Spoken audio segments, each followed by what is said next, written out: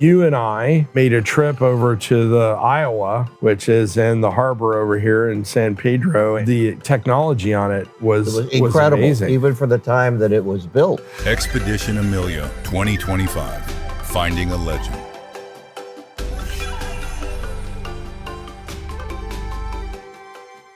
The firepower on those battleships at that time was incredible.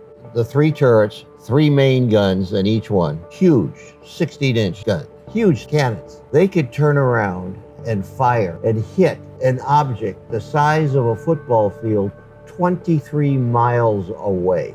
Now think of all 9 guns fired at the same time, which they can do, and what it would do to an area. That American battleship is really the product of all the lessons learned. We're sitting here in the Pacific hangar and we're looking at the Wildcat and the Hellcat, and the Wildcat held the line, which is early Navy fighter.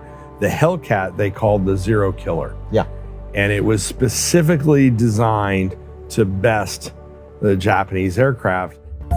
The Japanese grossly miscalculated American industrial power. So think about all that fight in the Pacific, the fight in Guadalcanal where we were completely outclassed, the fighting in New Guinea and around Rabaul. The Japanese forces in the area were literally decimated to the point where Rabaul was pretty much abandoned as a forward base. And then Truk Harbor, which was also a big Japanese base near that area, was also abandoned because they just couldn't defend it.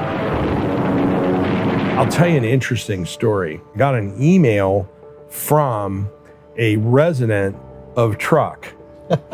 He lived there, and it said, "I just want to tell you how much I appreciate the Americans fighting for us and dying." And the thing that was very poignant about it is he said, if you had not done that, we would either be dead or we would not have our freedom under the Japanese. And it's interesting when you have someone understands to this day, 80 years later, what that fight was about.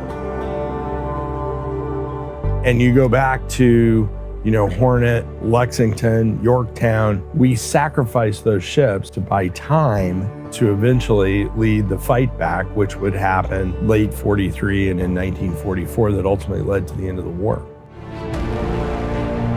I think we've also heard the stories about the 5 destroyers that would protect a carrier going in. They were told to pull back and protect. They didn't. They turned around, they charged the carriers and kept firing and firing. And towards the end, the captain, who had wrapped up an arm that he had lost, was directing fire from one turret of one part of his destroyer.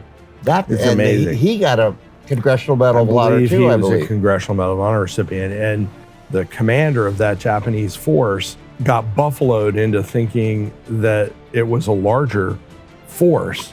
Because remember, he had the Musashi and the Yamato, the biggest battleships in the world. It was a complete mismatch. The destroyers charged them and fought them so ferociously that the commander of that Japanese force felt that he was going to get trapped with a superior force, and he turned around.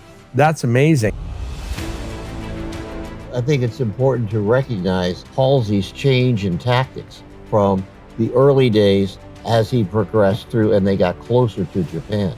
Halsey's tactics were masterful. He really developed the fast carrier attack groups as American equipment with the Hellcat and ships and training had improved to the point where there was no way they could keep up. It's the bravery, the change in tactics, the ability to adapt that really made the difference. The ability to take a given and create 4 or 5 different tactics and win. The story goes on.